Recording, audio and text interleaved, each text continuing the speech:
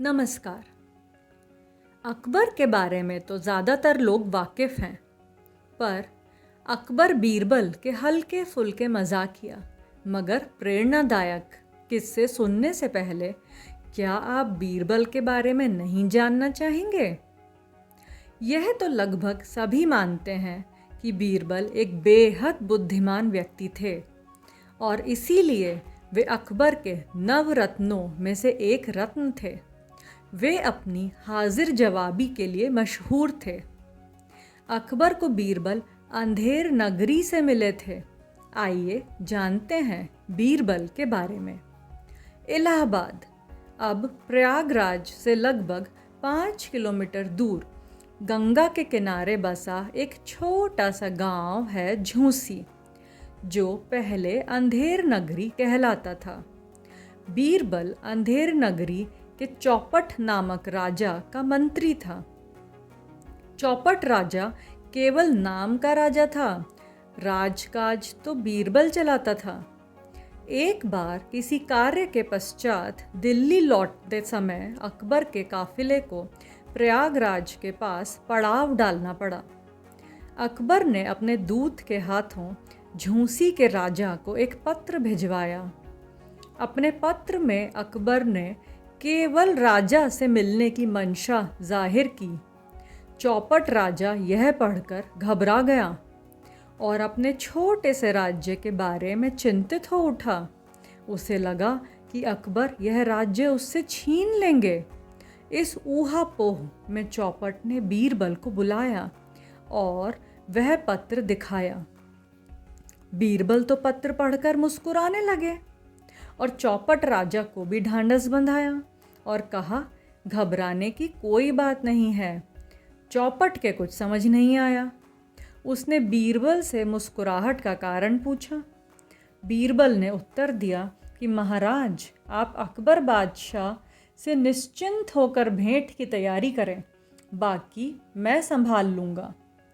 चूंकि चौपट बीरबल की बुद्धि द्वारा ही कार्य करता था, वह मिलने के लिए तैयार हो गया।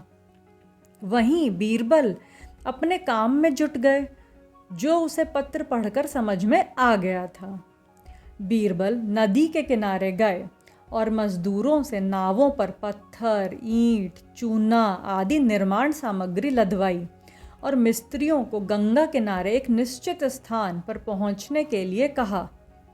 फिर बीरबल महल लौट आए और चौपट के साथ अकबर बादशाह से मिलने जाने के लिए एक दूसरी नौका में सवार हो गए। अकबर के पास पहुंचने पर दोनों हाथ जोड़कर खड़े हो गए। चौपट ने अकबर से अपने राज्य पर कृपा दृष्टि बनाए रखने का आग्रह किया और डर कर कहा कि इस राज्य के सिवाय उसके पास कुछ भी नहीं।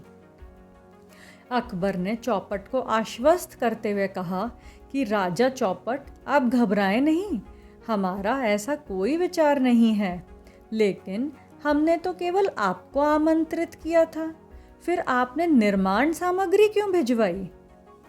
चौपट ने सफाई देते हुए कहा कि महाराज, मैं इस बात से अनभिज्ञ हूँ।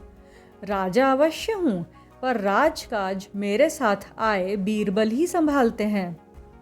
अकबर ने बीरबल से जब यही सवाल पूछा तो बीरबल ने उत्तर दिया, महाराज, अगर मैं गलत ना हूँ तो आपकी मंशा त्रिवेणी के तट पर एक महल बनवाने की है, इसलिए निर्माण सामग्री भिजवाई है। हाँ, हम त्रिवेणी पर एक विशाल महल और किला बनाने की इच्छा रखते हैं। ऐसा कहते हुए अकबर ने बीरबल को आश्चर्य से देखा। अकबर बीरबल की बुद्धि एवं विवेक से इतने प्रभावित हुए कि उन्होंने राजा चौपट से बीरबल को ही मांग लिया और कहा कि इनका स्थान यहाँ नहीं, दिल्ली में है। राजा चौपट किसी भी प्रकार अकबर को मना नहीं कर सका। इस प्रकार अकबर को बीरबल की प्राप्ति हुई, जिनके जवाब में कोई उद्देश्य अवश्य निहित होता था। तो शुरू करते हैं अकबर बीरबल की कहानियाँ अगली कड़ी से। धन्यवाद।